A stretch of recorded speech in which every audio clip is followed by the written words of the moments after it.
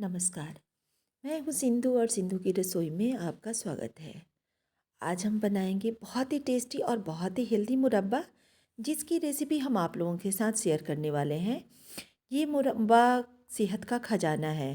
तो इसे कैसे बनाएंगे जो ये आसान हो जाए, तो चलिए शुरू करते हैं। सबसे पहले ये हमने आंवला ले लिया है। आंवला हमारा 1 किलो 200 ग्राम है। तो आपको लगता होगा कि इसको हमको इस तरीके से गूंदना होगा, है ना? क्योंकि हम लोगों ने जब भी नानी दादी को देखा है ना, तो वो लकड़ी यानी बांस के खुपचे लेकर के इस तरीके से गूंद करके ही और मुरब्बा बनाती थी। तो इसको हमें गोदना नहीं है, इसको हमें बिल्कुल सिंपल और बिल्कुल आसान तरीके से बनाना है। तो इसके लिए हमें क्या करना है, अभी हम बताते हैं। यहाँ पर आंवले को हमने अच्छी तरीके से धो लिया है। आप देख सकते हैं आंवला हमारा गीला है। 1 से 1.25 किलो तक हमारा आंवला है, और जितना आंवला है उतना ही हमने घोड़े लिया है। ये मीठा, जिसे हम लोग खाते हैं ठंडों में ज़्यादातर, तो ये मीठा है। और आंवला जो हमारा धुला हुआ है ना, इसको हम क्या करेंगे, एक एक आंवला को बहुत ही अच्छे से पोंछेंगे, जिससे कि जो धोए हैं तो थोड़ा सा पानी लगा हुआ है, तो वो पानी बिल्कुल ख़त्म हो जाए, यानी कि आंवला हमारा बिल्कुल सूखा सूखा सा हो जाए। इस तरीके से हम एक कोई कॉटन का कपड़ा ले लेंगे और हाथों में इस तरीके से आंवला को ले लेकर के पोंछ लेंगे। तो यहाँ पर हमारे सावले सारे जितने भी आंवला है हमने पोंछ लिया है। ये देखिए, है बिल्कुल साफ़ सुथरा है, एक भी दाग वाला आंवला नहीं है। तो हमको ऐसा ही आंवला चाहिए। आंवला इसके लिए आप बड़ा ले या छोटा ले, कोई फ़र्क नहीं पड़ता, मुरब्बा का टेस्ट बिल्कुल सही होगा। तो ये हमारा आंवला बिल्कुल कंप्लीट हो गया है। और हाँ, वही बोल लेते हैं ना कि नानी दादी के ज़माने में हम इस तरीके से फॉक से या लकड़ी से ऐसे गोदते थे। तो ये बहुत हार्ड काम है, आज के जनरेशन के पास इतना टाइम नहीं है कि गोद गोद करके और तब हम मुरब्बा बनाएं, और बनते ही ये ख़त्म हो जाता है। तो इसका दूसरा तरीका हम बताते हैं। सबसे पहले गैस पे रखेंगे एक कढ़ाई, और उसमें 1 से 1.5 लीटर तक पानी रख देंगे, जिससे कि वो गर्म हो जाए, यानी कि खौलने लगे। ऐसे छेद वाली थाली रख देंगे या जाली रख देंगे। अगर कुछ भी नहीं है तो आपके पास अगर स्टील का अंगिया है, जिसे हम आटा छानते हैं, वो भी रख सकते हैं। और इस तरीके से उसको ढक देंगे। ढकेंगे तो ध्यान रखेंगे कि इसका भाप निकले नहीं, और गैस की फ्लेम को स्लो करके छोड़ देते हैं। अब हम दूसरा कार्यक्रम करते हैं, क्योंकि हमें गुड़ का भी ज़रूरत है। तो ये देखिए, गुड़ को हमने ले लिया है। और यहाँ पर क्या करेंगे, एक कद्दूकस लेंगे, जिसका मोटा वाला छेद होगा, उससे ही हम इसको कसेंगे। और हाँ, एक बात और, कद्दूकस से तो आप कस ही लेंगे। अगर आपके पास कद्दूकस नहीं है तो सिलबट्टा होता है ना, तो बटना से भी आप इसे कूट सकते हैं। अगर बटना भी नहीं है तो आप ये खलबट्टे जो होते हैं ना, उससे कुटनिया से भी आप कूट सकते हैं, यानी कि इसको थोड़ा सा फोड़ देना है। हमने कद्दूकस से इसे बारीक कर लिया, जिससे कि हमें जो मुरब्बा बनाना है आसानी से बन जाएगा। अब इधर करीब 15 से 17 मिनट हो चुका है। तो हम ये ढक्कन हटा करके चेक कर लेते हैं। ये देखिए, ये जो हमारा आंवला है वो बहुत ही अच्छे से उबल चुका है। और हमने पानी में इसलिए नहीं उबाला कि इसके जितने भी न्यूट्रिशंस होंगे ना, वो सारे ही निकल जाएंगे।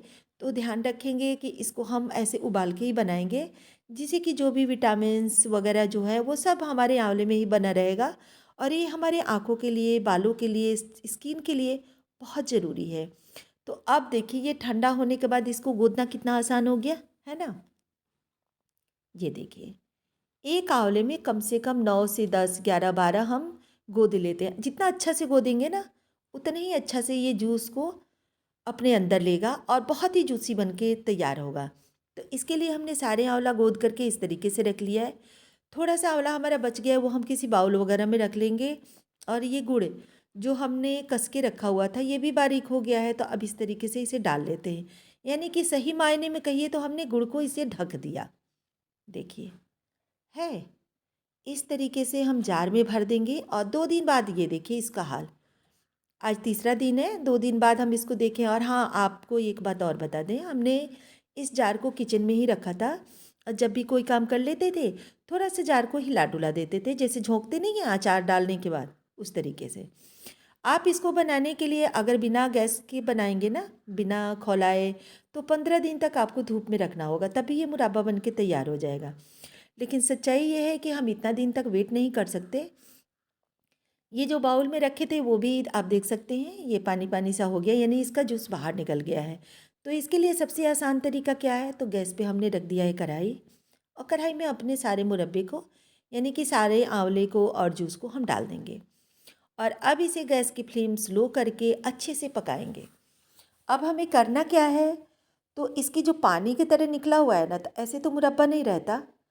हम इसको अच्छे से खौलाएंगे और हाँ, समय का वो है, क्वांटिटी के ऊपर निर्भर है। अगर हम कम आंवला बनाते तो जल्दी हो जाता हमारा, लेकिन हमारे 1 से 1.25 किलो आंवला है, तो उतना देर हमें चाहिए, यानी कि इसके लिए हमें थोड़ा सा टाइम तो चाहिए। तो 10 मिनट हो चुका है हमको आंवला पकाते हुए, और आंवला की कंडीशन ऐसी है, देखिए है। अभी भी इसका जो ये जूस है ना, वो पतला ही है, यानी कि पानी की तरह धार से गिर रहा है। 15 मिनट बाद लगभग हम आपको ये दिखा रहे हैं, तो कढ़ाई में क्या हो गया कि किनारे से थोड़ा पाक की तरह होने लगा है, यानी कि हमारा आंवला बहुत ही कम समय है, यानी कि बनने को तैयार है। तो इस तरीके से हम लेकर के और कंची से ऐसे देख लेंगे। अब पानी की तरह तो नहीं गिर रहा, लेकिन हाँ, थोड़ा सा मोटा गिर रहा है, लेकिन थोड़ा अभी और हमें टाइम चाहिए, लगभग 5 मिनट। तो 5 मिनट खौलाने के बाद हम आपको दिखाते हैं, ये देखिए बिल्कुल गाढ़ा गाढ़ा सा पाक की तरह हो गया है। और मुरब्बा तो ये आंवला आंवला तो हमारा बिल्कुल गुलाब जामुन बनता है ना, वैसा हो गया। अब देखिए ये ड्रॉप जो गिर रहा है वो रुक रुक के गिर रहा है, यानी कि हमारा जो मुरब्बा है वो बिल्कुल कंप्लीट हो गया है, यानी बन गया है।